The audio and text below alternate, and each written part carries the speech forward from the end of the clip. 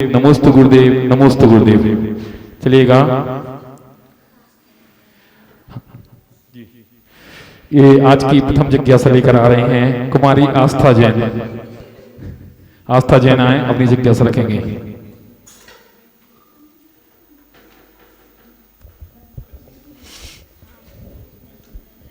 नमोस्तु महाराज जी। महाराज जी, मेरी जिज्ञासा ये है कि आपने जितने भी अतिशय मतलब खुद से देखे हैं जो हम लोग को नहीं पता, ऐसी 2-3 घटना बता शुरुआत कुछ और प्रश्न पूछो, बीच में ले लेते थोड़ा। श्रावक की चर्या क्या होनी चाहिए? देखो, चर्या के बारे में प्राय करके सभी लोग पूछते हैं, और चर्या के बारे में अगर मैं आपको बताऊं तो विषय अलग होता है। जिनेंद्र भगवान ने हम लोगों को चर्या के बारे में बहुत सारी जानकारियाँ दी है, प्रातःकाल से लेकर के रात्रि विश्राम पर्यंत। उठे कैसे, बैठे कैसे, बोले कैसे, चले कैसे, भोजन कैसे करें। हमारे साथ यहाँ बहुत सारे पशु पक्षी रहते हैं, हमारे साथ यहाँ बहुत सारे मनुष्य भी रहते हैं। ये पशुओं का अपना एक स्वभाव है, मनुष्यों का भी अपना एक स्वभाव होता है, और आपका भी अपना एक स्वभाव है। और ये सारी चीज़ों के साथ हम जब जीवन जीते हैं तब कुछ घटना हमें पसंद भी आती है और कुछ घटना हमें पसंद भी नहीं आती। इसीलिए भगवंतों ने समय समय पर हमें देव दर्शन, देव पूजन, गुरु की उपासना, स्वाध्याय, छोटे मोटे नियम लेते रहना और दान, ये षट कर्म हमें जिनेंद्र भगवान ने दी है दिनचर्या के निमित्त से, ताकि हम इन 6 कार्यों में उलझे रहे। कभी भी ध्यान रखना, भगवंतों को स्मरण करना, भगवंतों को दर्शन करने में आलस नहीं करना चाहिए। शुरुआती जो हमारी उम्र होती है, युवावस्था की तरफ जब हम बढ़ते हैं, प्राय करके हमारा जो मन है वो हमारे वस्त्र, श्रृंगार, हाव भाव, जूते चप्पल, बालों का, जो हमारा स्वयं का शरीर है उसको दिखने और दिखाने की तरफ ज़्यादा बुद्धि का आकर्षण होता है। दूसरा हमारी बुद्धि का आकर्षण होता है कि लोग मुझे अच्छा माने, अच्छा समझे। प्राय करके बुद्धि की एक मांग होती है जो सुप्तावस्था में चित्त में पनपती रहती है कि लोग हमें अच्छा समझे। ये 2-3 प्रकार की ऐसी मनोविकृतियाँ होती है जिसमें पूरा युवावस्था, मतलब 16 साल से लेकर के 30-35 तक पूरा सारा दिमाग इसी में उलझा रहता है कि एन के इन प्रकार मैं अपने आसपास के लोगों को प्रभावित कर सकूं।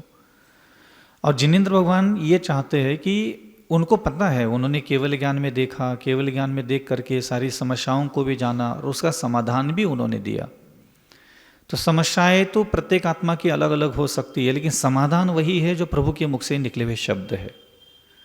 कभी आप जब इस उम्र में आओगे ना मंदिर, आपको भगवान नहीं समझ में आएंगे। आपको बस इतना पता है कि वेदी पे बैठे ये भगवान है। ना उनको देख के आपको कोई फीलिंग्स आएगी, ना भाव उत्पन्न होंगे, ना बुद्धि उत्पन्न होंगी, ना बदलने के ख्याल आएंगे।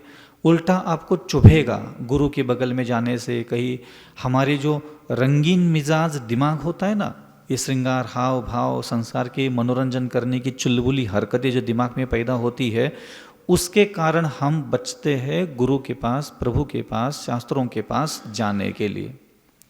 कोशिश करो कि आपका मन आपको कितना भी मना करे तो भी मंदिर तक लेके आओ, तो भी प्रभु के अच्छे दर्शन करो, तो भी वहाँ 10 मिनट बैठना चाहिए। ये प्रभु की मूरत बार बार देखने से धीरे धीरे हमारे हृदय में, जब हम यहाँ से बाहर जाते हैं ना, थोड़ा सा लज्जा, थोड़ा सा मर्यादा आ जाती है। क्योंकि प्रभु के पास आने जाने के स्वभाव होने से व्यक्ति बड़े अपराध करने से स्वयं को बचाता है, बचाने की संभावना ज़्यादा होती है। जरूरी नहीं है कि कोई व्यक्ति मंदिर आता है तो बाहर जा कर के सारे अच्छे काम ही कर ले, लेकिन प्रभु के आसपास आते जाते से आपके चित्त में बाहर की दुनिया में भी जो बड़े घोषित निंदित घोर पाप होते हैं वो करने से आप खुद को बचा लोगे। इतना हमारे पास एक भाव प्रणाली जागृत हो जाती है। क्योंकि ये जो संसार है बाहर का दिखने वाला, ये कभी भी आपको, आप पवित्र बनो, आप शुद्ध बनो, आप बहुत अच्छे बन के रहो, ये कभी नहीं चाहता। ये पूरा संसार आपको यही कहेगा, तुम मेरे ऊपर मोहित हो जाओ, तुम मेरे ऊपर प्रसन्न हो जाओ, तुम मेरे प्रेम में डूब जाओ, तो मेरी बातों में उलझ जाओ। यहाँ हर कोई एक दूसरों को जाल में फांसने के लिए बैठा हुआ है। और जब भी कोई व्यक्ति अगर इन सारे भगवंतों से दूरियां बनाए रखता है, गुरुजनों से दूरियां बनाए रखता है, शास्त्रों से, मंत्रों से, अपनी जैन धर्म की क्रियाकलापों से खुद को दूर रखता है, वो फिर इन गली में घूमने वाले मूर्खों के जाल में फंस करके वो उन्हीं का हो जाता है। फिर लौट करके वो प्रभु के पास आता है, तब तक उसके पास कुछ भी नहीं बचता। वो इतना अपवित्र, इतना अशुद्ध, इतना मलिन कर्म कर चुका होता है इन इंसानों के ऊपर भरोसा रख करके कि अब वो प्रभु से आंखें ही नहीं मिला पाते।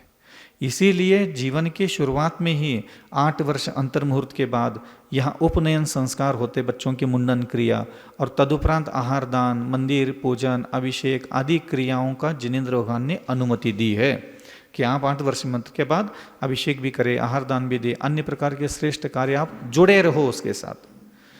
मतलब 8 साल की उम्र से लेकर के 30-35 साल तक आपको इस बात की चिंता नहीं करना है कि मेरा ध्यान में मन लग रहा है, भगवान में मन लग रहा है, पूजा में मन लग रहा है और मंत्र में मन लग रहा है। आपको इसकी चिंता नहीं करना है, लेकिन आपको सिर्फ ये क्रियाएं निरंतर करते रहना है, चाहे मन लगे चाहे नहीं लगे, फिर भी वहाँ हमें पहुँचना है।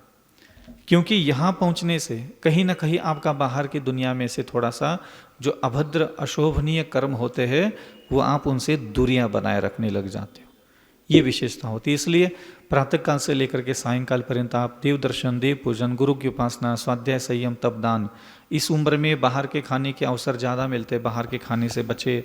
अनावश्यक जो मलिन बुद्धि के लोग हैं उनसे मित्रता भी ना करें। पता चला कि इसके मन में नाना प्रकार के अशोभनीय विचार, अशोभनीय कर्म करता है, तो वैसे लोगों से मित्रता भी नहीं करना चाहिए। क्योंकि धीरे धीरे, क्योंकि उसके अंदर जो गलत आदत है ना वो हमारे अंदर भी होती है, लेकिन हमारी ढकी हुई होती है, उसने खोल के रखा है। और उसकी खुली हुई जो बुरी आदत है हमारे अंदर वो नहीं है, लेकिन उसके साथ रहते रहते लगता है कि यार हमारे अंदर भी ये चीज़ है, हम भी ऐसा कर ले, थोड़ा सा क्या फ़र्क पड़ता है। तो ये ख्याल आने लग जाते हैं। इसलिए थोड़ा मित्र अच्छे बनाओ, जिनके पास हिंसा, झूठ, चोरी, मैथुन, परिग्रह, क्रोध, मान, मायालोभ करने का स्वभाव होता है, ऐसे लोगों से दूरियां बनाओ। जो सात्विक है, हाँ, जिनका स्वभाव मृदु है, कोमल है, परोपकारी है, तो ऐसे लोग कहीं आसपास होते हैं सात्विक स्वभाव के, उनके प्रति थोड़ा मैत्री भाव रखो। बस ये दिनचर्या कर सकते। गुरु चरणों में अगली जिज्ञासा लेकर आ रहे हैं श्री आवेश सिद्धू भाई आए, अपनी जिज्ञासा रखेंगे।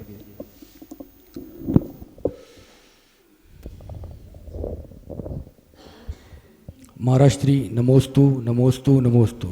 महाराज श्री आज की जिज्ञासा है आपके सुबह के प्रवचन से आपने जो सुबह हम सब लोगों को समझाया अक्षर और ज्ञान के बारे में। आपने कहा था कि जितने भी लोग मिले तो अपन ने उनका चेहरा देखा तो अपने दिमाग ने अच्छे शब्द निकाले या बुरे शब्द, अच्छे निकाले तो पुण्य लगा और बुरे शब्द निकाले तो पाप लगा। जैसे आज देश भर में हमें 10 लोग मिले, 9 के बारे में हमने अच्छा सोचा, एक व्यक्ति मिला वो पहले से ही खराब था तो हमने उसके बारे में बुरा सोचा, तो उसका हमें क्या पुण्य लगेगा या पाप? आपके मन, आपकी वाणी और आपके दिमाग ने जो किया है उसी कर्म का बंध आपको होगा। वो व्यक्ति दारू पीता है, गुटखा खाता है, मदिरा सेवन करता है, वो बुरे से बुरा व्यक्ति हो तो आपको उससे क्या लेना देना। अगर वो दारू पी रहा है, गुटखा खा रहा है, घृणात्मक आदमी है, पतित आदमी है, वेश्यालय जाता है, मदिरा ले जाता है, तो वो कर्म कर रहा है तो अपने कर्म का बंध तो खुद कर रहा है। आपका मन, आपकी वाणी, आपका दिमाग, उसके मालिक कौन है? मैं खुद हूँ। तो मैं यहाँ बैठा हूँ और दुनिया का सबसे बुरा काम करने वाले व्यक्ति सामने बैठा है मेरे, तो क्या उसने अपने मन वचन का ऐसे खोटे काम किए, इसलिए मैं अपना मन वचन का उसको देख करके खोटा काम करने के लिए इस्तेमाल करूँ? ये कौन सी अकल हो गई भाई? इसकी तो कोई ज़रूरत ही नहीं थी। तो बुरे से बुरे व्यक्ति के लिए भी आपके मानस पटल पर अच्छे शब्द आना चाहिए, कि उसको देख करके भी ये दया के भाव आना चाहिए कि देखो तो सही, व्यक्ति के पास पैसा है, ज़मीन है, जायदाद है, बाल बच्चे, परिवार है, इसके बाद भी ये बेचारा देखो नाना प्रकार के दुष्ट कर्मों में फंसा पड़ा है, भगवान इसको सद्बुद्धि दे। मन ही मन उसके लिए परोपकार के बाछा, दया की भावना से आप उसके लिए सोचो, क्योंकि बुरे व्यक्ति के लिए आप दया के अलावा कुछ कर ही नहीं सकते। जिसके पास बुद्धि नहीं है, ज्ञान नहीं है, समझ नहीं है, आचरण ठीक नहीं है, क्रिया ठीक नहीं है, उस व्यक्ति पर तो दया ही करना चाहिए, दया का ही पात्र है, और कुछ नहीं कर सकते। क्या अच्छा सोचो उसके लिए। ये चलेगा। गुरु चरणों में अग्नि जिज्ञासा लेकर के आ रहे हैं श्रीमती इंदिरा जैन आए अपनी जिज्ञासा रखेंगे।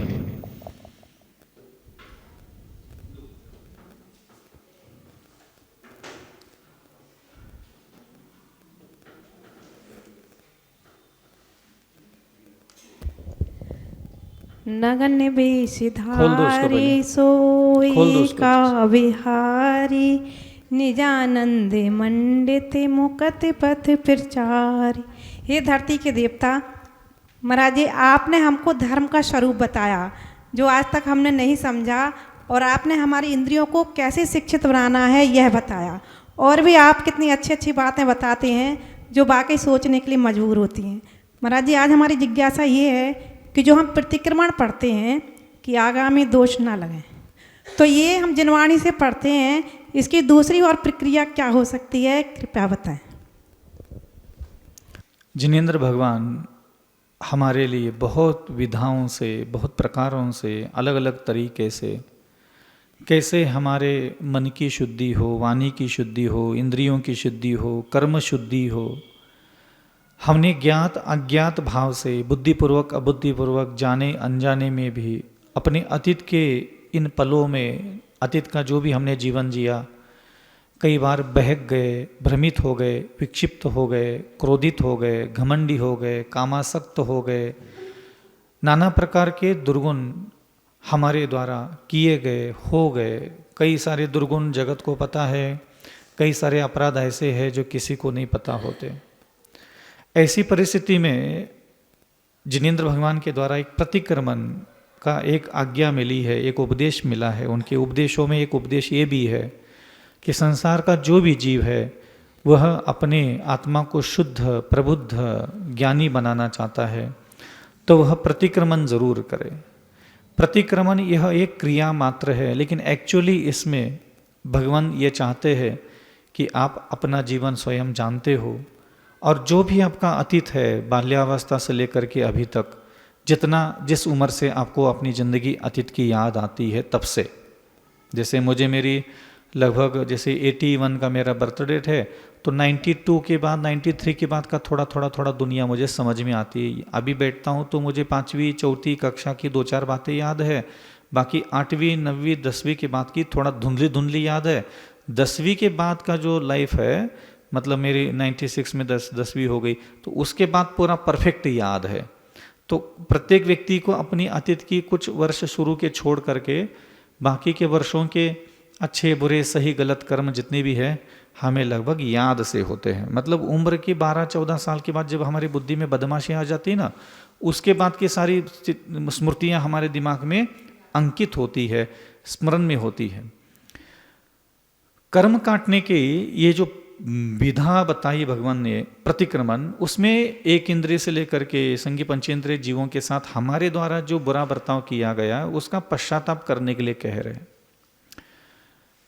प्राय करके इसके बहुत विधा मैं अलग अलग तरीके से इसको करता था,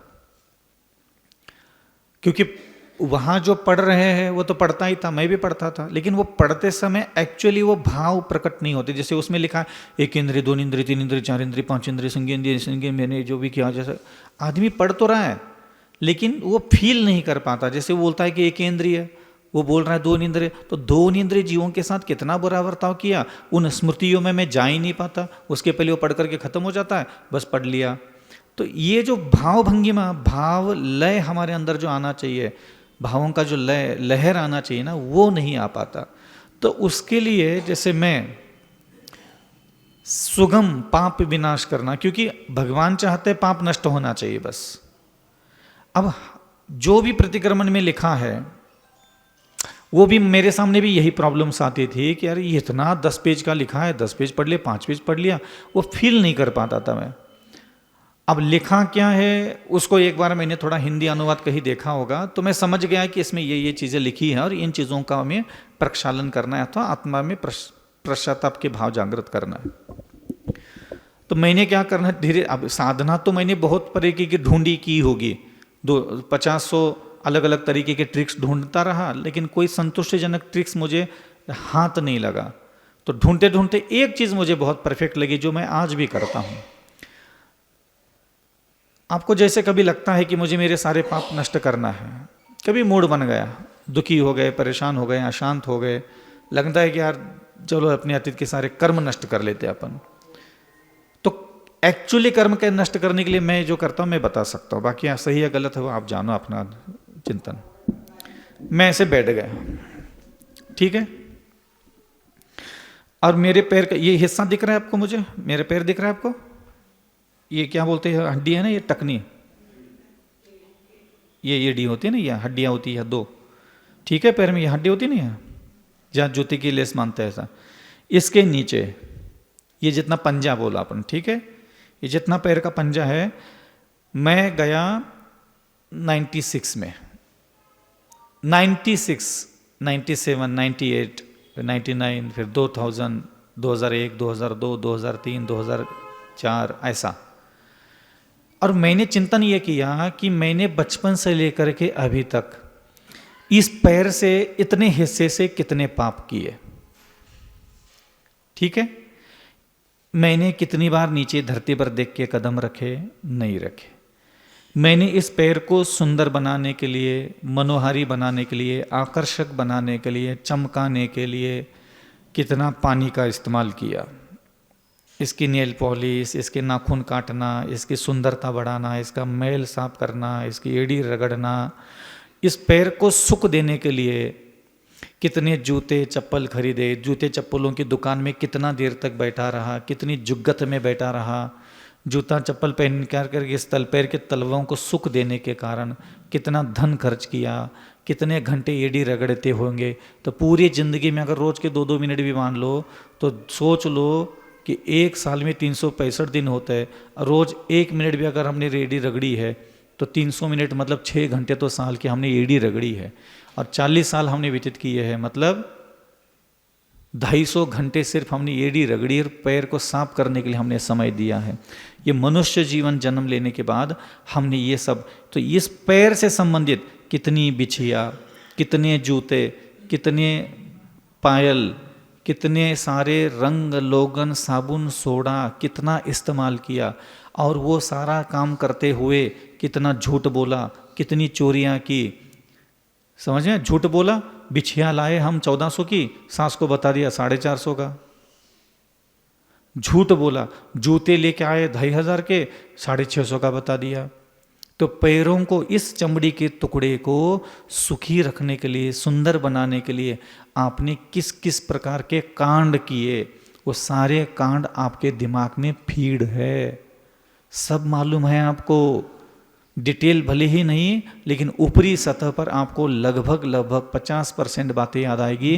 तो आप कभी अकेले में बैठ करके मैंने इन पैरों की चमड़ी के टुकड़ों को सुख देने के लिए किस प्रकार के प्रपंच रचाए, वो सारी बातें धीरे धीरे बस अपने अतीत में जाओ और धीरे धीरे करके कितना पानी, कितनी नदियाँ, कितना रगड़ना, कितना पॉलिश करना, कितना साबुन लगाना, कितना तेल मालिश करना, इसको सुंदर बना करके दूसरे स्त्रियों को, दूसरे पुरुषों को सम्मोहित करना, प्रभावित करना, दूसरे लोग इसको देख करके अच्छा अच्छा बोले, स्मार्ट लग जाए पैर का तलवा। तो चमड़ी के टुकड़े को चमका करके दूसरों को मोहित करने के लिए हमने ये सारे कांड किए, और ये सारे पश्चाताप करने के योग्य होते हैं। और आप पहले एक दिन बस कभी आधा 1 घंटा बैठो और सिर्फ पैर के इस हिस्से का अपनी पूरी जिंदगी भर कितने कांड किए, बस उसी को याद करना। दूसरे दिन मैं क्या करता हूं, यहां से लेकर के यहां तक, ठीक है, इस शरीर से हिस्से से लेकर के इस शरीर के हिस्से तक कितना वैक्सीन लगवाया, कितना पाउडर लगवाया, कितना तेल लगवाया, कितने सारे कपड़े, कितने सारे रंग रोगन, इस शरीर के हिस्से को दूसरों को दिखाने के लिए कैसी जुगाड़ कर दी, जानबूझ कर की जीन्स की पैंट यहाँ तक पहन ली ताकि ये पैर का हिस्सा हमारा स्मार्ट लग जाए, ये लग जाए, वो लग जाए। सूक्ष्म से सूक्ष्म अपराध, चमड़ी के इस हिस्से से लेकर के इस हिस्से तक हमने किस किस प्रकार के रंग रोगन, उपटन, चंदन, विलेपन, औषधि, नाना प्रकार के कर्म क्रियाकर्म किए, वो सब आप अपने अतीत में जा कर के अभी तक चमड़ी के इस हिस्से के लिए आपने क्या क्या कर्म किए, कितनी सेवा की इन चमड़ी के शरीर की, ये सब आप स्मरण करके उसकी निंदा करें। तीसरे दिन घुटने से लेकर के कमर तक इन जंघाओं को सुख देने के लिए किस किस प्रकार की सुविधा, किस किस प्रकार की व्यवस्था, किन किन प्रकार के कपड़े, किन किन प्रकार के सारे तेल उपटन लगा दिए, कितनी मालिश, कितनी सेवा, इसको चमकाने के लिए, इसको सुंदर दिखाने के लिए क्या क्या उपक्रम किए, वो सब आप याद करो। कालांतर में ये शरीर, पेट, सबसे बड़े कांड तो यही हो रहे। हाँ, तो इस पेट के लिए बचपन से लेकर अभी तक किस प्रकार का खाना खाया, कब कब भूख लगी, कब कब होटल में खाया, बाहर खाया, यहाँ खाया, वहाँ खाया, भोजन से संबंधित जितने अपराध किए, पेट से संबंधित, वो सब अतीत की बातें आपको याद है। तो जिनेंद्र भगवान की आज्ञा के विपरीत आपने इस पेट में कितनी चीज़ें डाली, कब कब डाली, कितने साल से डाल रहे हो, जो प्रभु को पसंद नहीं, वो भी भोजन इतना सा 4 आलू के पीस पेट में डालने के चक्कर में प्रभु की आज्ञा के विपरीत हरकतें कर ली। मतलब भगवान से ज़्यादा तो आलू प्रिय है तुम्हें, तभी तो उनके चक्कर में पड़ने के बाद भी उनके लिए आलू नहीं छोड़ पाते, प्याज नहीं छोड़ पाते, लहसुन नहीं छोड़ पाते, क्योंकि प्रेम वहाँ है ही नहीं भगवान के लिए। प्रेम में आदमी तो जान देता है अपनी। तो ये काम, तो इस शरीर के हिस्से के लिए आपने कितने काम किए। ऐसे ही ये हाथ की हथेली है, इसके लिए कितने क्या क्या कांड किए तुमने। तो शरीर के एक एक अंग, मतलब मुझे 15-20 दिन लगते हैं पूरा, यहां से यहां तक, फिर यहां से यहां तक, ये सबसे महंगा ये वाला शरीर का पार्ट, इसके नेकलेस, इसके डायमंड, इसकी डिज़ाइन, कितने घंटे सोने की दुकान में खड़े रहे पूरी ज़िंदगी में, कितने उपद्रव किए। एक सोनार के पास गए, पूरी दुकान खाली करवा दी, शोकेस खाली करवा दिया, भैया ये निकाल के रख लो, हम शाम को आ रहे हैं। झूठ बोल करके बगल की दुकान में घुस गए, हाँ परसों आएंगे, अगली बार आएंगे, पैसा कम है, मम्मी बोल फ़ोन कर रही, उल्लू बना करके उसको भग गए वहाँ से, दूसरे के दुकान में घुस गए, इसको सुंदर बनाने के चक्कर में। हाँ, और यहाँ सोना पहना, यहाँ सोना पहना, दूसरों को रिझाना, दूसरों को प्रभावित करना, दूसरों को पसंद आ जाऊं, मैं स्मार्ट लग जाऊं। तो शरीर जो कुछ भी तुमने पाप किए हैं, जितने भी पाप किए हैं, तुमने शरीर के अलग अलग चमड़ी के टुकड़ों को सुख देने के लिए तो किए हैं। तो मैं वो किताब की बातें पढ़ पढ़ करके ना वहाँ तक पहुँच नहीं पा रहा था जहाँ तक मुझे पहुँचना है। तो फिर मैंने क्या करना चालू किया, ऐसे फिर यहाँ तक आ गए, यहाँ तक आ गया, और फिर इसको सुख देने के लिए, दांतों को सुखी करने के लिए, नासिका को, नाक कितनी सुंदर लगना चाहिए, स्मार्ट दिखना चाहिए, गाल कितने अच्छे लगना चाहिए, बाल कितने अच्छे लगना चाहिए, मूछें कैसी लगना चाहिए, कान कितने अच्छे लगना चाहिए। कान ये भी बहुत महंगे, बहुत खोटे काम किए इसके चक्कर में। फिर इसको सुंदर बनाने के लिए, बालों को सुंदर बनाने के लिए। तो ये शरीर के जो कुछ भी तुमने हिंसा की, झूठ बोला, चोरी की, मैथुन सेवन किया, परिग्रह सेवन किया, क्रोध किया, मान किया, मायाचार किया, लोभ किया, नफरत की, गाली गलौज की, कहीं ना कहीं वो तुमने अलग अलग शरीर के टुकड़ों को सुख देने वाली चीज़ों के चक्कर में तो किया है। और किया किसके लिए बताओ। तो इसलिए वहाँ जब मैं पढ़ता था ना, तो मुझे भी अधूरापन लगता था कि यार ये तो तोता रटने वाली कहानी हो गई, सुबह उठ लो, यहाँ से वहाँ तो पढ़ लो और भूस हो गया। फील नहीं आता था मुझे लगना चाहिए कि हाँ मैंने कुछ प्रक्षालन किया है। तो मैंने ये देखा कि यार ये प्रक्षालन करना तो छोड़ दो, पाप कमाया कहाँ से, हवा में से तो कमाया नहीं है। ये सारे अपराध अगर मुझसे हुए भी है तो ऐसा तो है नहीं कि मन के लिए किए हैं खाली अपराध सारे। कुछ शरीर का इस हिस्से को सुख देने के लिए अपराध हो गए, कुछ शरीर के इस हिस्से को सुख देने के लिए अपराध हो गए, कुछ शरीर के इस हिस्से को सुख देने के लिए अपराध हो गए, कुछ शरीर के इस हिस्से को सुख देने के चक्कर में अपराध हो गए, कुछ शरीर के इन हिस्सों को सुख देने के लिए हमारे सारे अपराध होते हैं। और अपराध हुए सो हुए, जो अतीत है उसको तो हम अतीत में जाकर के सुधार नहीं सकते, लेकिन आगे का जीवन हमारा सुरक्षित रहे इसके लिए दोबारा उन शरीर के हिस्सों को सुख देने के लिए अत्यधिक मात्रा में दुराचार, व्यभिचार, अन्य प्रकार के जो व्यसन आदि होते हैं वो ना करे।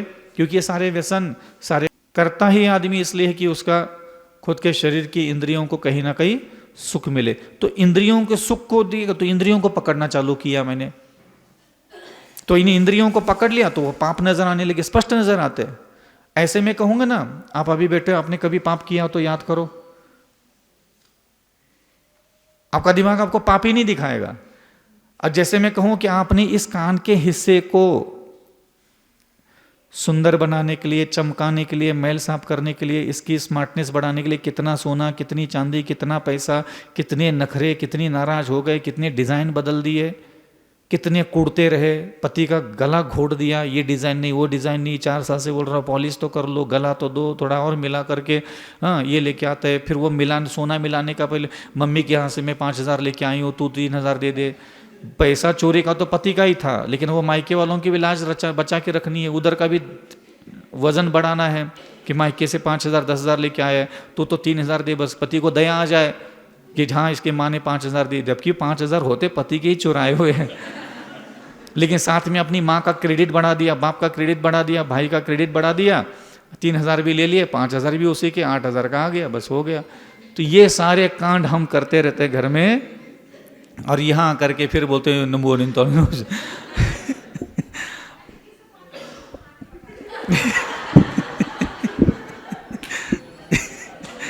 हाँ, आप लोगों की बालियाँ देख करके सब आसमान में वो लिखा आता है जिसने इसने इतने ऐसे ऐसे काम किए हैं। हाँ, 1.5 लाख की बाली है, लेकिन 60,000 खुद के चोरी के पैसे थे। पति को 3 महीने तक पीछे पड़ी कि 60,000 अभी गई थी मायके, तब भैया दिए थे, मम्मी ने दिए थे, जोड़ के रखे, तुम बस 40,000 लगा दो।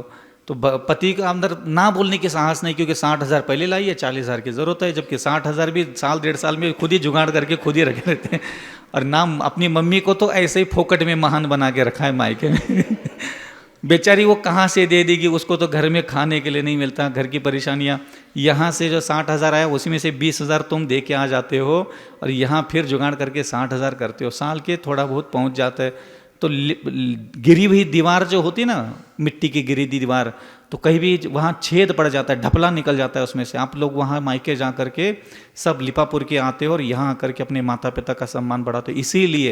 इसीलिए पति के जेब से चुराए हुए पैसे कभी दोष नहीं लगता महिलाओं को, क्योंकि वो सारा धन वैभव जो कुछ भी वो चुराती है अथवा लेती है, चुराती शब्द में बोल रहा हूँ ना, गलत बोल रहा हूँ मैं ये, अगर बिना पूछे भी वो पति का पैसा लेती है तो वो चोरी का दोष नहीं लगता। खूब उड़ाया करो तुम लोग, दोष नहीं लगता इसमें। अर्धांगिनी है, दोष बिल्कुल नहीं लगता। ये इसी प्रकार ध्यान रखना, हम लोग जब पापों का प्रायश्चित करते हैं, पश्चाताप करते हैं, तो अपने शरीर का, इन आँखों को सुख देने के लिए हमने कितना पैसा, कितने नखरे, कितने अपराध किए, सब याद करो। नासिका को सुख देने के लिए, जिह्वा को सुख देने के लिए, तब जा कर के वह मेरा आत्मसंतुष्टि मिलती थी। मुझे ये सब चक्र एक पूरा कर देता था कि पिछले 1 साल में, क्योंकि मैं हर साल में 2-3 बार करता हूँ इसको, तो पिछले 3-4 महीने में 4 प्रतिक्रमण तो रोज हो ही रहा है मेरा, लेकिन ये वाली प्रोसेस जो है ना, कि पिछले 4 महीने में, जैसे मेरा 4-4 महीने का होता है, पिछले 4 महीने में मैंने इस शरीर के टुकड़े को सुख देने के लिए कितने अपराध किए, इस शरीर के हिस्से को सुख देने के लिए कितने अपराध किए, इस शरीर के हिस्से को सुख देने के लिए मैंने कितने अपराध किए, इस शरीर के हिस्से को सुख देने के लिए चौके में कितने नखरे किए, कितने चौके वालों से नाराज हुए, कितने डुकरियों को करके देख लिया। हाँ, मिर्च नहीं मिली तो कितने नखरे हो गए, आलू नहीं मिला, आलू क्या बोलते हैं उसको, कद्दू की सब्जी, हाँ कद्दू की सब्जी नहीं मिली तो क्या हो किया, इसके हाथ जूस नहीं मिला तो कैसे उचक के बैठ गए थे। तो सुख देने के लिए कितने कितने मैंने अपराध किए बुद्धि से, शरीर के इस हिस्से को सुख देने के लिए मैंने कितने अपराध किए। मैं इसकी एक 15 दिन की प्रोसेस है मेरी, 15, 17, 18 दिन लगते हैं, तो वो पूरा कर लेता हूँ मैं, इससे मुझे संतुष्टि मिलती है। और आप लोग भी कभी जीवन में लगे कि मैंने इस जीवन में जितने भी अपराध किए हैं, उससे जो कर्म का बंध मेरे आत्मा में हुआ है वो नष्ट हो जाए, वो मात्र पश्चाताप के भाव से तत्क्षण नष्ट हो जाता है। आगे अगली जिज्ञासा गुरु चरणों में अग्रिम जैन।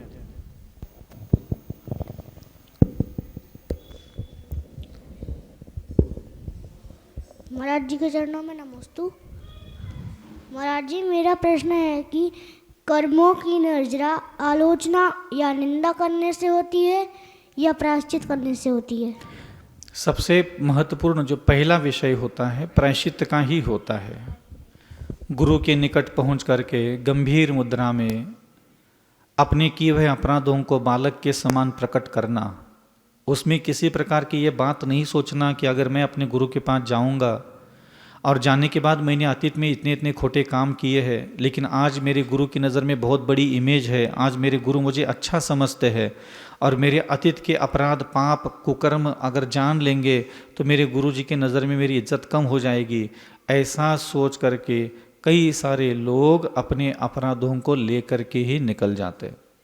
प्रायश्चित में यही चीज़ होती है कि वो गुरु के पास जाता है निश्चल भाव से, किसी प्रकार का मन में रुकावट न लेते हुए, जो कर्म जिस तरीके से किए थे, जितनी मात्रा में किए थे, जिस बुद्धि से किए थे, वो सब निश्चल भाव से वहाँ प्रकट करता है और गुरु उस पर विचार विमर्श करके, उसके चिंतन करके उसको उचित जो भी प्रायश्चित होता है वो देते हैं।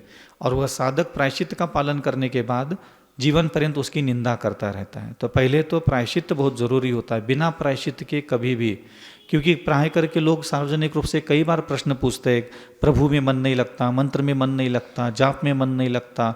उसके पीछे यह भी एक कारण है कि आप अतीत के किए हुए पापों का इतना बोझा लेकर के चल रहे हो, जिसके कारण वह प्रभु 2 फुट की दूरी पर अभी है। अभी आपके और भगवान के बीच में कितना अंतर है? 20-25 फुट का अंतर है। आंख बंद करके बैठो और फिर देख लो, आपके और आपके प्रभु के बीच में करोड़ों किलोमीटर का अंतर है। आपको कभी फील नहीं होगा अंतर से कि मेरे प्रभु मेरे निकट है तो मैं मेरे प्रभु के निकट हूँ। ऐसा लगता है कि अभी बहुत लंबा समय है मुझे प्रभु मिलन में, प्रभु कृपा प्राप्त होने में। ये एहसास ऐसा क्यों आता है? क्योंकि प्रायश्चित नहीं लिए। जीवन के अलग अलग उम्र में, अलग अलग समयों पर एकांत में हमारे द्वारा जो अपराध, घोर अपराध होते, छोटे मोटे नहीं, घोर, बड़े, निंदित अपराध, कुत्सित अपराध होते हैं हमसे, उन अपराधों का प्रायश्चित नहीं लेने के कारण हम जीवन भर आत्मा के ऊपर वो बोझ होता है, वो बोझ इतना भारी हो जाता है कि प्रभु, गुरु, शास्त्र सब चीज़ें हमसे दूरियां बनाए रखते हैं। हम भी उनसे दूरियां बनाए रखते हैं और वो भी हमसे दूरियां बनाए रखते हैं। लगता ही नहीं कि कभी कृपा विपा कुछ होने वाली है। लेकिन ऐसा डर मन में न रख करके कि गुरु क्या सोचेंगे, ये नहीं, अपने आत्म कल्याण के लिए हमें हमेशा अपने गुरुजनों के सामने उपस्थित होकर के उसको प्रकट करना चाहिए। दूसरा, अगर कोई सच्चे गुरु है तो ध्यान रखना, सद्गुणी शिष्य से भी कई गुना ज़्यादा चिंतन, मनन और चिंता दुर्गुणों से भरे हुए शिष्य के लिए गुरु के हृदय में होती है। क्योंकि गुरु का मन में अच्छे शिष्यों के लिए वो भाव कभी नहीं आते, दया के भाव, करुणा के भाव, चिंता के भाव, रक्षा के भाव नहीं आते।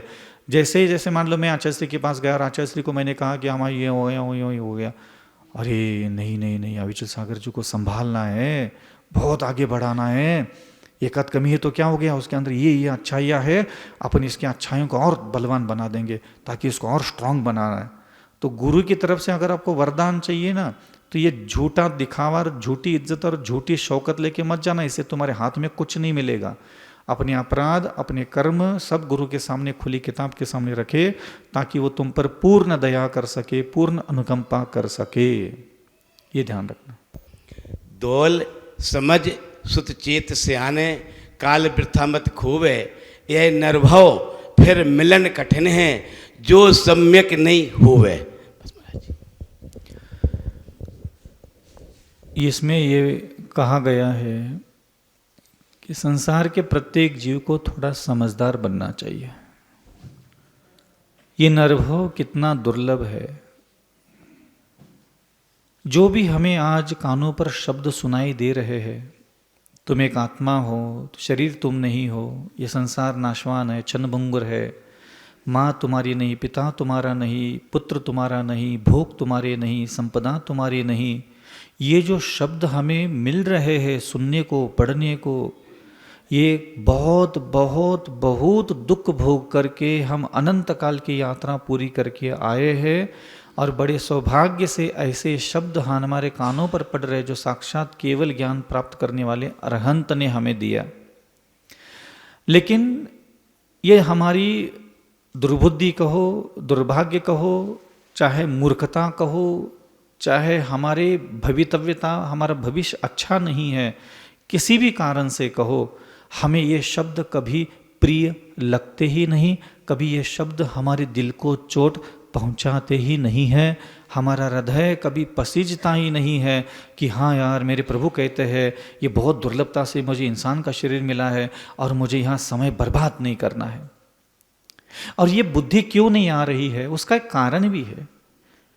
उसका कारण यह है कि वर्तमान समय में जो हमारी जीवन शैली हमें मिली है इस युग में, 21वीं सदी में, वो हमें अध्यात्म की तरफ लेके नहीं जा रही है।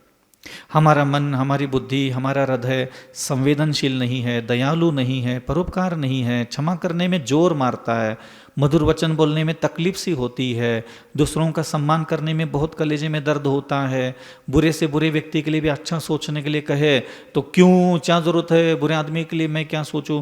तो ना हम बुद्धि का विकास कर पाए, ना आँखों का विकास कर पाए, ना भावनाओं का विकास कर पाए। हम तो सिर्फ काम वासना से तड़पने वाले जिंदा इंसानों के काम के हैं, बाकी हमारा कोई औकात ही नहीं कि हम किसी के काम के है ही नहीं, हम किसी के काम में नहीं आ रहे। इस संसार में जहाँ जहाँ भी जिसके शरीर में भी काम वासना पैदा होती है, बस ये सारा जीवन, ये सारा शरीर, चाहे वो स्त्री का हो चाहे पुरुष का हो, बस उन्हीं के लिए है। उन्हीं के लिए जैसे धरती पर जन्म लिए थे, ऐसे ही ख्यालों में, इन्हीं भीड़ में हम जीवन जीते चले जा रहे।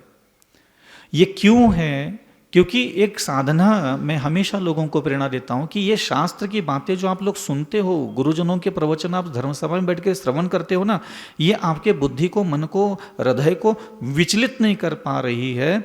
उसका कारण है ये सारा सत्य हमारे सामने गुरु बोल रहे हैं, आत्मा के बारे में, भोगों के बारे में, पाप के बारे में, अधर्म के बारे में, ब्रह्मचर्य के बारे में। कहाँ कानों पर जूर नहीं रेंगती हमारी? इतने तो हम निर्लज्ज हैं, इतने महामूर्ख हैं हम लोग। उसका कारण क्या है कि जन्म से लेकर के अभी तक हम जितने भी अपवित्र है, अशुद्ध है, मलिन है, जो कुछ भी हमने गंदे से गंदे, अभद्र से अभद्र, अश्लील से अश्लील खोटे काम किए हैं, उसकी वजह है आपने जन्म लिया, मां के कोख से आप बाहर आ गए। बाहर आने के बाद से लेकर के आपके पास 7 चीजें मिली थी आपके पास। एक आपके पास आत्मा थी, एक आपके पास मन है, एक स्पर्शनेन्द्रिय, रसनेन्द्रिय, घ्राणेन्द्रिय, कर्णेन्द्रिय और चक्षुन्द्रिय। बॉडी के 5 पार्ट आपके पास है। ये 5 इंद्रिय जिसको बोलते हैं, दिमाग है, आँख है, नाक है, जबान है, कान है और छूने की शक्ति है। ये 5 इंद्रियां है, 6वां मन और 7वां आत्मा। ये 7 चीजों का हम जो इस्तेमाल कर रहे हैं, आप उसको ध्यान से देखिए। मैं जब से समझदार हुआ है, तो आप जब से समझदार हुए, आप अपनी आंखों का इस्तेमाल, जब से आपको दुनिया दिखी नहीं लगी तब से लेकर के अभी जिस उम्र में हो तब तक इन आंखों का सबसे ज़्यादा इस्तेमाल हुआ है स्त्री का शरीर और पुरुष का शरीर देखने के लिए। ये आंखें और कुछ देखना ही नहीं चाहती। बाकी सब चीज़ें मजबूरी में, दुकान जाना पड़ता है मजबूरी में, लेकिन कहीं भी खड़ा कर दो, आंखों के सामने कोई स्त्री आ जाए तो पूरा देखना है उसका शरीर। पुरुष आ जाए पूरा देखना है, काला, गोरा, दुबला, मोटा, पतला, सुंदर, कुरूप, जो कुछ भी है जानना है। बिना जाने चैन नहीं पड़ता। काम का निकला तो बार बार देख लो, बूढ़ा निकला, कुरूप शरीर निकला, छोड़ दो, नज़रअंदाज कर लो, आके इधर घुमा दो और दूसरी जगह ढूंढ लो, कहीं कोई सुंदर नज़र मिलता है क्या, कोई रूप मिलता है क्या, कोई शरीर देखने को मिलता है क्या। जब से यहाँ पैदा हुए हो तब से इन आँखों का इस्तेमाल भोजन की थाली, पैसा, स्त्री पुरुष का शरीर और ये दुनिया की मनोरंजन की चीज़ है। जबकि आपके पास आंखें हैं, आंखों में रोशनी है, दिखता सब है जो कुछ भी सामने है। उसमें से सबसे अधिक किसमें रुचि है आपकी आंखों की, ये मैंने बता दिया। दूसरा, यही धरती पर आपके आसपास हजारों प्रकार के पक्षी आसमान में उड़ने वाले रहते हैं। यही धरती पर आपके रेंगड़े, मकोड़े, 2 इंद्रिय, 3 इंद्रिय, 4 इंद्रिय, 5 इंद्रिय, न जाने हजारों करोड़ों प्रकार की चींटियां, कुत्ते, बिल्ली, सुअर, गाय, सांड, घोड़ा, ऊंट, गधा, सब प्रकार के पशु पक्षी यहाँ जानवर रहते तुम्हारे बगल में। तुम्हारी आंखों की काली कठपुतली ना उन जानवरों को देखने की इच्छा रखती है। तुम्हारी आंखों के सामने कोई जानवर आ जाए, कोई पक्षी आ जाए, तुम निगाहें यूं घुमा लेते हो वहां से और पता नहीं तुम क्या देखते रहते हो। आप देख लीजिएगा, मैं आपको एक बात कहता हूं, आप अपनी आंखों का इस्तेमाल लगातार किसी कुत्ते को देखने के लिए करो। किसी कुत्ते को 10 मिनट देखना है आपको, अपनी आंखों का इस्तेमाल करना है, हटाना नहीं वहां से आंखें। और आप अपनी आंखों का इस्तेमाल, अगर आप पुरुष हो तो स्त्री को देखने के लिए करो, स्त्री हो तो पुरुष को देखने के लिए 10 मिनट बैठ जाओ, ठीक है। आप जब अपनी आंखों का इस्तेमाल किसी पुरुष अथवा स्त्री को देखने के लिए करोगे, चाहे परिचित हो, अपरिचित हो, चाहे कुछ भी हो, धीरे धीरे जितना ज्यादा देखोगे उतना धीरे धीरे प्रेम भाव, मोह भाव, काम वासना का भाव, आसक्ति का भाव, ममत्व का भाव, अश्लील भाव, यही झरने धीरे धीरे आपके मानस पटल पर फूटेंगे। ठीक है? वही आंखें पलट करके आप किसी कुत्ते को देखने के लिए भी इस्तेमाल करो, जानवर को देखने के लिए, पक्षी को देखने के लिए, पेड़ को देखने के लिए, पौधों को देखने के लिए करो। आप जितना ज्यादा अपनी आंखों का इस्तेमाल जानवरों को देखने के लिए करोगे, धीरे धीरे बिल्कुल सुई की नोक के बराबर से 2 मिनट के बाद आपके हृदय में दया का झरना, करुणा का झरना, परोपकार का झरना, चिंता का झरना, इसकी भूख, इसकी प्यास, इसको कैसे सुरक्षित रखूं, इसको दर्द कैसे ना हो, इसको रात में कहाँ रख लूँ, इसको दिन में कहाँ रख लूँ, अपने घर में रख लूँ कि उधर रख लूँ। आपको वो सारे जानवर, जितना भी आप अपनी आंखों का इस्तेमाल जानवरों के लिए देखने के लिए करोगे, ना वहाँ काम वासना पैदा होगी, ना मोह पैदा हुआ, ना तृष्णा पैदा होगी, ना घृणा पैदा होगी। ओनली दया का झरना। नियम है ये प्रकृति का। इसीलिए मेरे महाप्रभु उसी जीवन से मोक्ष जाने की क्षमता रखते थे। तीर्थंकर, ना उनका कभी मरण होने वाला था, ना उनको नरक जाना, देव बनना, मनुष्य गति जाना, त्रियंच गति जाना, उनको कहीं नहीं जाना था। उनको जाना था सिर्फ सिद्धालय। तो भी अपने घर के छत के ऊपर संन्यास लेकर के बैठ सकते थे, लेकिन वो नहीं बैठे, वो चले गए जंगल। ये जंगल में क्या है ऐसा? कोई मोर नाचता है? नहीं। उस जंगल में इंसान नहीं होता।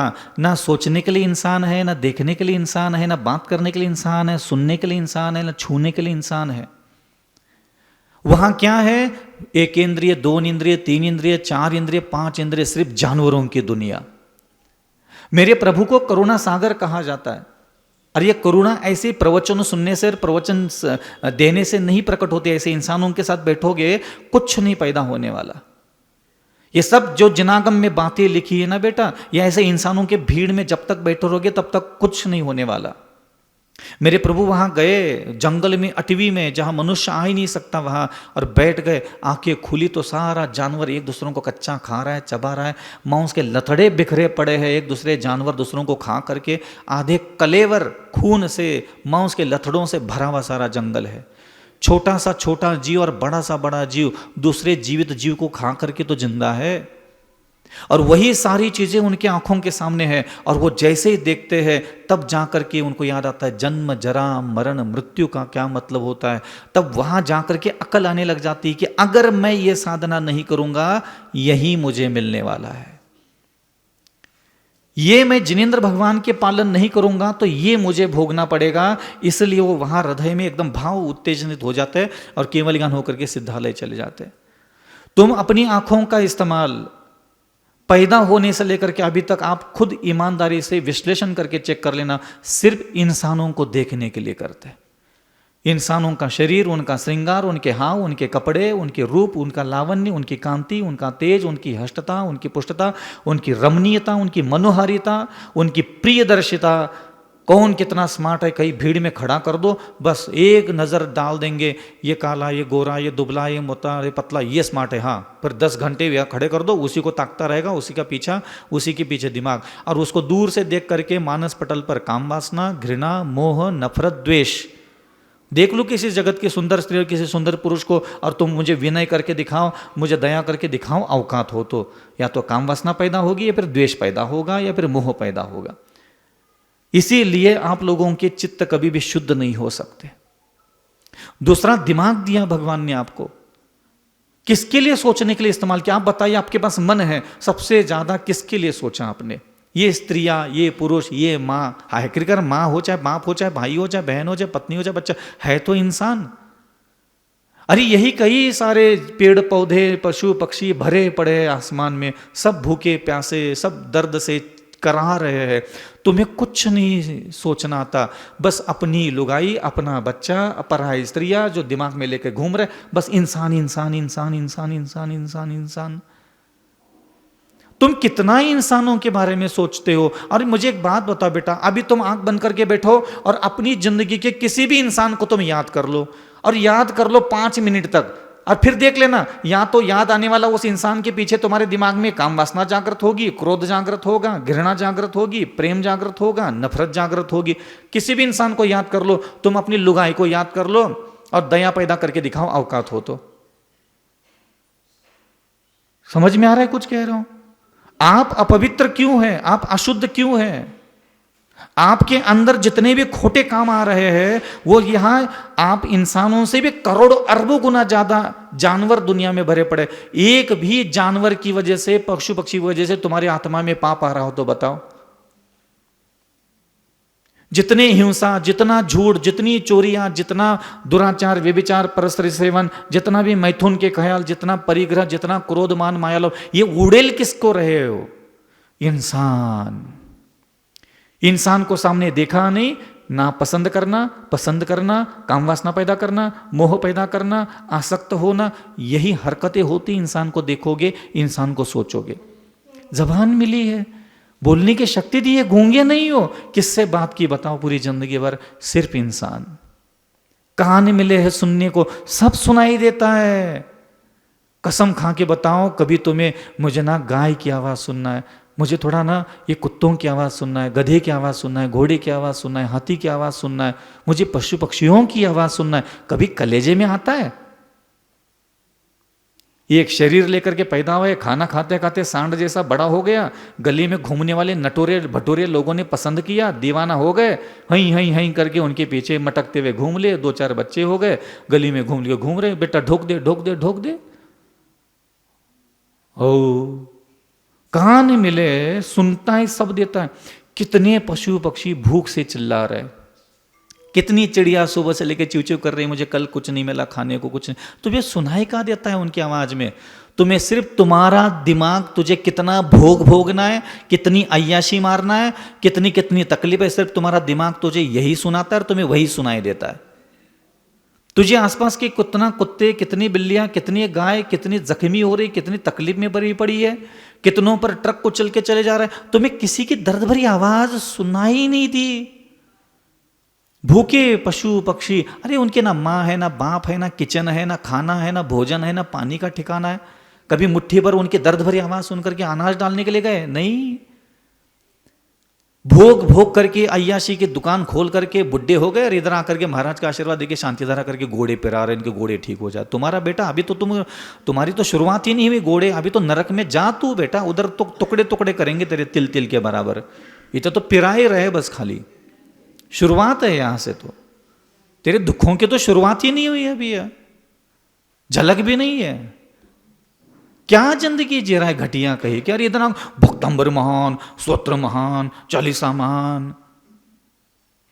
अरे 700 पीढ़ी तुम्हारी औकात है। आज धरती पर बताओ मुझे किसी की औकात है पूजा करके भगवान को प्रसन्न करे, जाप करके मंत्रों को सिद्ध करे, अभिषेक करके भगवंतों की कृपा करने की औकात है तुझ में? लगे हो पीछे अतिशय चमत्कार कर्म कट रहे। पायल गिरवी रख दिया दिमाग इंसानों के लिए, स्त्रियों के लिए गिरवी रख दिया तुमने आंख स्त्री और पुरुष के शरीर के लिए।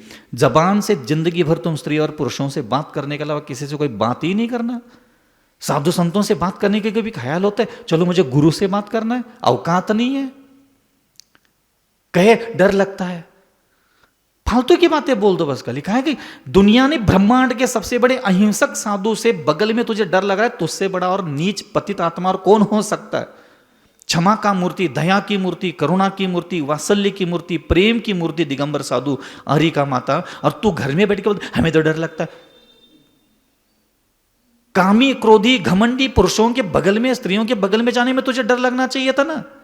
वहां तो तुम बुढ़िया बंठन करके घूमते हो, सीना तान करके ऐसे।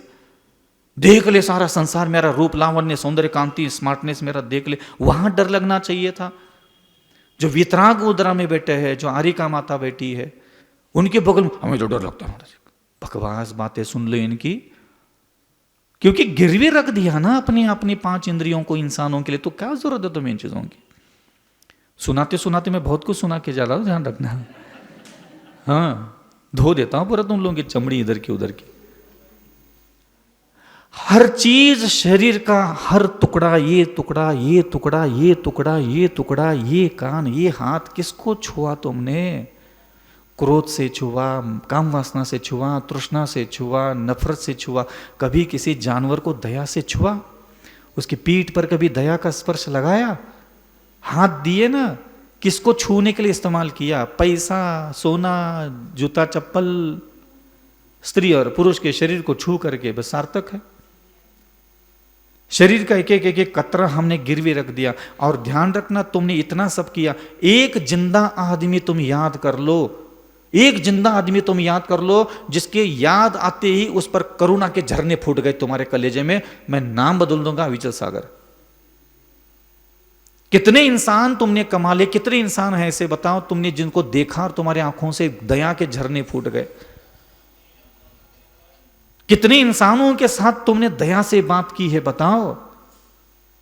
कितनी दर्द भरी आवाज सुनने की कभी इच्छा होती है, ये प्रभु इस सृष्टि में है क्या, मैं आया कहां से हूं, चलो मैं आया कहां से हूं, देख के आता हूं। मैं यहां इंसान की गति में कहां से आया हूं, मैं वो दुनिया एक बार देखने के लिए जाना, और जाना चाहिए हर इंसान को। मैंने अपने 20 साल के सन्यास में 16 साल एकांत में व्यतीत किए। 5 साल तो गुरु जी के साथ रहा, जंगलों में, भीड़ों में, नालों में, कंदराओं में जाकर के बैठता था। बस बैठता था, क्या कर, देखता था मैं कहां से आया हूं। पेड़ की पत्तियां, टिड्डे, चिड़ियां आकर के टिड्डे को उठा ली, मुंह में ऐसे जमीन पर पटक पटक करके प्राण ले रही, चबक करके खा लिया, निपट गए, खत्म। देख तो लो जानवरों की दुनिया। इधर बैठ करके 40 साल से बेवकूफ बना रहे भगवान को, खुद को, घर वालों को, महाराज को, ठग विद्या धारण करके बैठे। महाराज को जो ज्ञान दे दो, महाराज को स्वाध्याय कर लो, महाराज पुण्य काय लगत, महाराज पाप काय लगत। तुम्हारा कोई लीला खत्म होने वाली है? तुम्हें कोई महाराज विद्यासागर खड़े खड़े निपटा दिया तुम लोगों ने, निकल गए मेरे गुरुदेव यहां से। क्या फर्क पड़ गया तुम्हें? क्या संवेदना, क्या दयालु, क्या क्षमा, क्या विनय है? सुधासागर महाराज 40-50 साल से मेहनत कर रहे, क्या क्या क्या है यार? कुछ नहीं है। मंदिर बन गए, दीवारें बन गई, इधर पैसा आ गया, उधर पैसा आ गया, 4 लोगों की मौज हो गई, इसकी मौज हो गई, हो। महान महान संतों का हम यूं निकाल दिए। नहीं, ये कोई उपलब्धियां नहीं होती। उपलब्धियां यहां होना चाहिए, कुछ समझ आना चाहिए। आप देख लीजिए ना, आप कितना बोलते हो भगवान में मन नहीं लग सकता तुम्हारा ना, भगवान में मन नहीं लग सकता, संभव ही नहीं, तुम लायक ही नहीं उस। कैसे लगेगा मंत्रों में, स्तोत्र में? रिद्या सिद्धियां तुम्हें मिल ही नहीं सकती कभी। तुम्हें अगर सही में प्रभु की कृपा चाहिए, सही में मंत्र चाहिए, सही में सारी चीजों का अतिशय चमत्कार तुम्हें जीते जी देखना है ना, तो सिर्फ इंसानों को थोड़ा कम सोचना चालू करो। आप देख लो, यहां बैठो और 10 मिनट किसी एक जानवर के बारे में सोच के देख लो, तुझे भगवान देखने से भी करोड़ गुना ज्यादा आनंद आएगा। भगवान यही तो चाहते हैं तुम्हारे अंदर, तुम चाहते हो भगवान मन में आना चाहिए ना।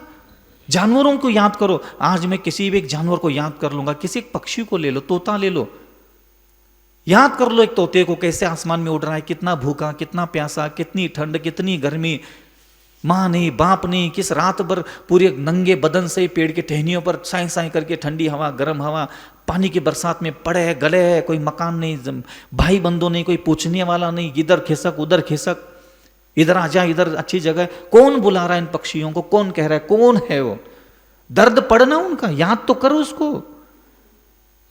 महाराज देखा नहीं, भगवान भगवान भगवान भगवान, चवर छत्र भामंडल भगवान, शांति धारा पहले छूले, बाद में छूले, कल चांदी की कलश, सोनी की कलश, पहली धारा मैं महायज्ञ नायक फलाना है, तू आ जा, तेरे साथ खानदान आ जा अविचल सागर जी के सामने, धो धो धो धो करके ऐसे ऐसे साफ सफाई कर लेंगे।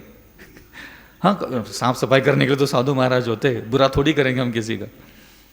जाना भगवान भगवान नहीं होता। ये भगवान भगवान बनने के लिए जंगल में गए थे, और तू इधर बैठ करके भगवान चाहिए तो तुझे भगवान मिलेंगे। इनकी खुद की लोग आया जंगल में जाके आहार दे के आ जाते, तू इधर बैठ करके घर छोटा नहीं, मंदिरों को भगवान चाहिए इनको, तुझे कुछ नहीं मिलने वाला। कितना भी रट्टा मार ले, तो अपनी चीजों का कहां गिरवी रख दिया। जब तक वो चीजें नहीं बदलेगा तब तक संसार की श्रेष्ठ कोई भी वस्तु तेरे निकट नहीं आ सकती। तो कृपा करके आज के बाद अपने दिमाग का इस्तेमाल 24 घंटे में एक बार 10 मिनट दुकान में बैठे जानवरों के लिए सोच लो। थोड़ा सा कभी दिन में एक बार मुझे किसी कुत्ते को देखना है, कभी गली में घूमते रहते हैं, कभी मौका मिले देखते रहना चाहिए। उसके नाक, उसकी ओठ, उसकी जबान, उसकी जीभ, उसकी आंखें, उसके कान, कान के अंदर की मैल, उसका पूरा बदन, बदन पर कितने छोटे छोटे जीव बैठे, पैर, चारों पैर नाखून कैसे बढ़े, उसके पेट के नीचे कितने जीव जंतु दूसरे चिपके पड़े, पूंछ कैसे हिला रहा है, भरपेट खाना खाया नहीं खाया, पानी पिया नहीं किया, माँ कहाँ बाप कहाँ, ठंडी कहाँ गर्मी कहाँ, बरसात कहाँ, अभी कोई गाड़ी चढ़ा देगा, अभी कोई डंडा मार देगा, क्वाई क्वाई क्वाई क्वाई करके फिर भटक रहा, फिर कहाँ बैठेगा, कहाँ है घर, कहीं मकान, कुछ नहीं।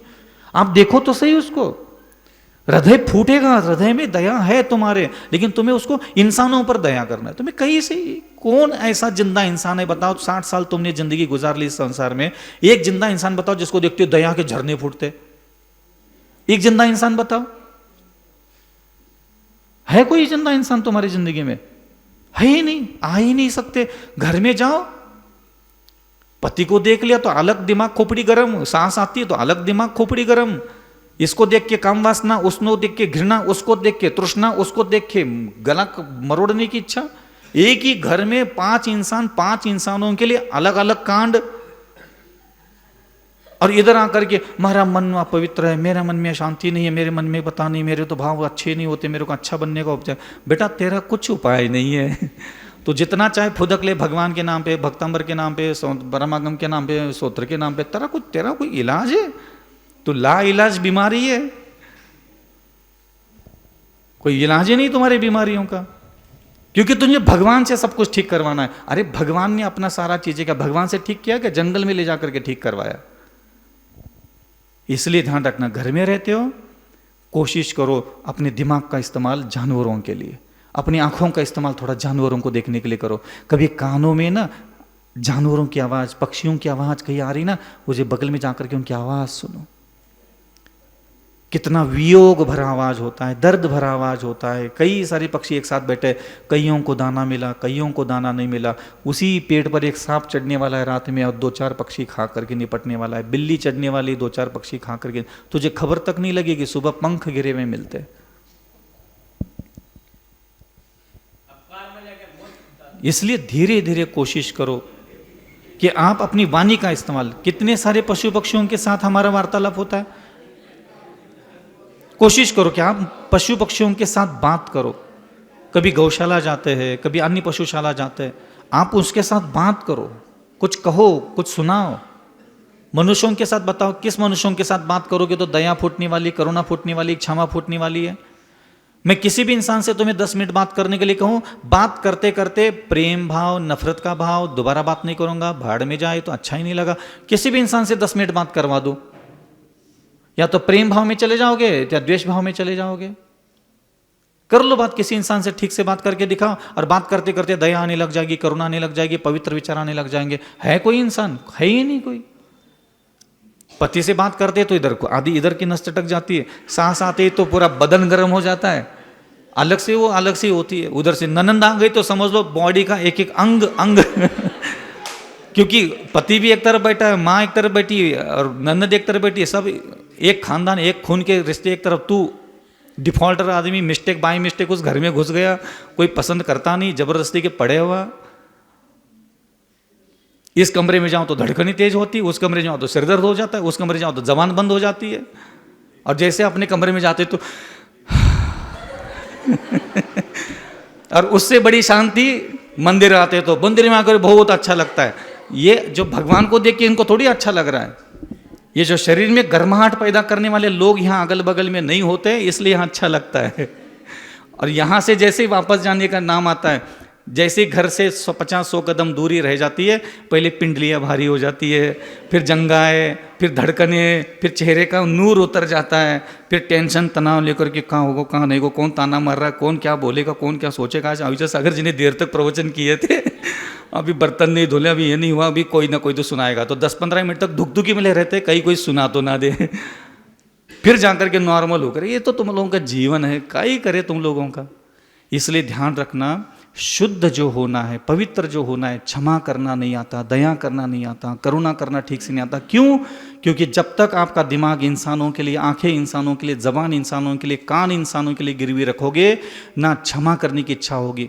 आप जाके देख लो जानवरों का, जैसे जैसे आप ज्यादा जानवरों के निकट जाओगे, उनके जीवन की दर्द देखोगे ना, तब आपको प्रभुवाणी याद आएगी, यार क्षमा कर लो, नहीं तो जय होगा, दुश्मन आकर के ऐसा ही खाएगा अगले जन्म में। सरल व्यवहार, मृदु व्यवहार, परोपकार, ये तब जाकर के अकल आने लग जाती है। किताबों से अकल नहीं आती। इनको ज्ञान आया था आदिनाथ भगवान को कि किताब पढ़ करके नहीं आता, जंगल में बैठ करके इन पशु पक्षियों का जीवन चरित्र देखा उन्होंने, क्या जन्म, क्या मरण, क्या भोजन। अगर ये वैर भाव रखूंगा तो यही हालत होगी। ये वैर आकर के खाते एक दूसरों को, कौन चल रहा है। तो वहां जाकर के समझ में आता है ब्रह्मचर्य का महत्व क्या है, वहां जाकर के समझ में आता है दया क्या होती, करुणा क्या होती, क्षमा क्या होती, मधुरता होती है। तब वहां इन जानवरों को ज्यादा देखोगे, सोचोगे, बोलोगे, सुनोगे, तब इंसानों के साथ अच्छी हरकत करने का ख्याल आता है। नहीं तो मेरे जैसे 500 आके सुना के चले गए कि पर स्त्रियों को बहन के समान मान लो, पर स्त्रियों को माता मान लो, तुम्हारे कान, तुम्हारे हाथ पैर, नाक कान तुम्हारे कभी 1 सेकंड के लिए भी हाँ नहीं बोल सकते, क्योंकि तुमने संसार का स्वरूप नहीं देखा अभी। इसलिए तुम्हारे बुद्धि को झटके लगना जरूरी है। उपदेश की जरूरत नहीं तुम्हें। अब बहुत निपटा दिए, 40 साल में 40 दक्षिण निपटा दिए तुमने, करोड़ों रुपए निकाल दिए तुमने। एक जिंदा आदमी को भी तुम क्षमा करने के लिए तुम्हारा दिमाग तैयार हो तो बताओ। एक जिंदा आदमी कोई भी ले लो और उसको पूरा क्षमा करके दिखाओ, नहीं कर सकते। क्यों? बोध उत्पन्न नहीं हुआ है। अकल तो है, ज्ञान तो है, बोध नहीं हुआ। बोध तब आता है जब बाहर के जानवरों की दुनिया का जीवन चरित्र देखने के बाद, तब धीरे धीरे धीरे धीरे अंदर ख्याल आता है, भैया जे प्रभु की आज्ञा का पालन नहीं करूंगा, जयी हुई है। मैं साधना की शुरुआत में एक मंत्र पढ़ता था बार बार, उस मंत्र से बहुत बड़ी बड़ी सिद्धियां मिली मुझे। बताऊं? रहने दो, तो प्यार से बोलो, फिर मांगो अच्छे से, ऐसे रो करके दे दो महाराज। हाँ मांग लो। अरे मुझ छोड़ो, तुम लोग भी मांग लो, नटोरे भटोरो। मैं क्या करता था, जैसे ऐसे कहीं घूमने के लिए निकला ना, मुझे यही बनना है, मैं ये शब्द बोलता था। क्या? जैसे मेरे सामने से कुत्ता निकल गया, मुझे यही बनना है, तो मेरा मन बोलता था हाँ मैं नहीं बनूंगा। बेटा जिनेंद्र भगवान की बात नहीं मानेगा, जय बनना है। तो नहीं बनेगा तो क्या बनने वाला है, तू बता फिर। मेरे दिमाग को मैं ऐसे झटके लगाता था। कुत्ता दिख गया, सुअर दिख गया, पक्षी दिख गया, कबूतर दिख गया, लोमड़ी दिख गई, गिरगिट दिख गया, सब जितने भी संडास के टंकी के कीड़े बिलबिलाते रहते थे, मलमूत्र जंगल में बिखरा पड़ा रहता, उसमें लिया। अब जैसा अगर तुझे यही बनना है, तो मैंने कहा मैं नहीं बना। बेटा जिसने भी जिनेंद्र भगवान की आज्ञा का पालन नहीं किया, जो जय बनना है। अब आज के बाद आपको याद रखना, जब भी आपके सामने कोई कुत्ता, बिल्ली, जानवर, पशु पक्षी निकल जाए, नाली के अंदर के कीड़े, सिर्फ एक लाइन बोलना, तुझे यही बनना है। फिर मन बोलेगा नहीं नहीं नहीं नहीं नहीं, बोले जो भी अविचल सागर जी की बात नहीं मानेगा, उसको जय बनना पड़ेगा। समझ में आ रहा है? इसी प्रकार हमें धीरे धीरे धीरे मूल हृदय के स्तोत्र तक, जिसमें क्षमा विराजमान है, दया विराजमान करना है, करुणा विराजमान करना है, तो आप मनुष्यों की दुनिया में जब तक दिमाग, आँख, नाक, कान, जबान, हाथ पैर इस्तेमाल करोगे, ना वहाँ दया, ना करुणा, ना विनय, ना नम्रता, ना परोपकारिता, ना किसी प्रकार की कोई सुंदरता कभी प्रकट होगी नहीं। अगर आपको लगता है कि आपके अंतःकरण का सौंदर्य प्रकट हो, तो आपको पशुओं के अलावा और कोई रास्ता नहीं है। समझ में आ रहा है? नहीं आ रहा है? हाँ, तो आप लोगों को एक और हिदायत दे रहा हूं आज। ताकित, ताकित का मतलब जानते हैं ना? ताकित नहीं जानते? मैं आपको हिदायत दे रहा हूं, सावधानी बरतना। जब आप लोग नरक जाओगे, तो नरक जाओगे जब आप सभी लोग बड़ा मंदिर वाले, तो वहाँ, अरे सुनो, अरे यही तो दिक्कत है, जो मेरी बात नहीं मानेगा उसको जाना ही पड़ेगा। अब सुनो शांति से, अभी मैंने मना किया था कि मना नहीं करना ऐसे। तो वहाँ क्या है, तीसरे नरक तक आप जाओगे, पक्का ही तो है। वहाँ ना कुछ देवता आते हैं, अम्बावरी जाति के देवता घूमते रहते हैं वहाँ नरक में भी। तो वो क्या करते हैं, किसी के पास जाएंगे और उसको उसके बारे में पूछेंगे, जान करेंगे, और उसको कोड़े मारते हैं, बहुत मारते पीटते, वो भी सब करते हैं देवता लोग भी। और आप लोग कभी नरक चले गए और आपके पास कोई देवता आ गया, और वो देवता आपको ये पूछेगा कि कहाँ है भज्जा, कि कैसे आए, तो बोल देना ललितपुर बड़ा मंदिर से। हो ठीक है कोई बात। तो पूछेगा वो आपको कि क्या तुम अविचल सागर जी को जानते हो, तो आप क्या बोलोगे? यही बेवकूफ़ी करके बैठ जाओगे तुम लोग। यही इसीलिए मैं आज आप लोगों को ये सुना के जा रहा हूँ, ठीक है। जैसे ही नरक में जाओगे और कोई व्यक्ति कहीं से भी आकर के मेरा नाम ले लेगा, बिल्कुल कान पकड़ लेना, भज्जा आज के पहले तो हम इनको नाम भी नहीं सुने, जानते भी नहीं, पहचानते भी नहीं, कभी देखो ही नहीं है, सीधा सीधा यही बोलना।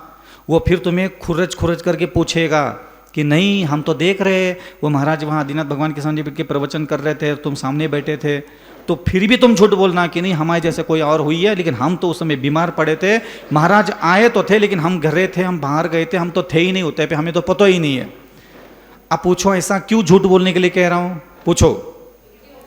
मान लो वो देवता आपको 100 कोड़े मारने के लिए आया होगा और गलती से आपने हाँ बोल दिया कि हम अविचल सागर जी को जानते हैं, वो 100 कोड़े की जगह 2000 कोड़े मारेगा कि उसने इतना समझाया फिर भी तुम यहाँ आ गए।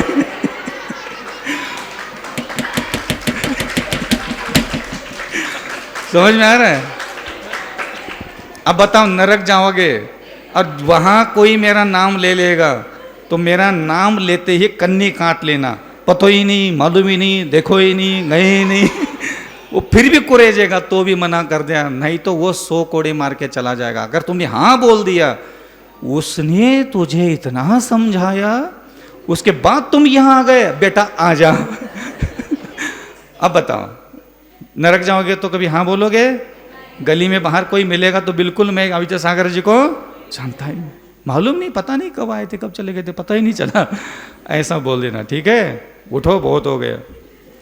इसलिए ध्यान रखना, आज आप लोगों को ये बात बता रहे हैं कि आप अपनी 5 इंद्रियां और अपने मन का उपयोग पशु पक्षियों के संपर्क में व्यतीत करें।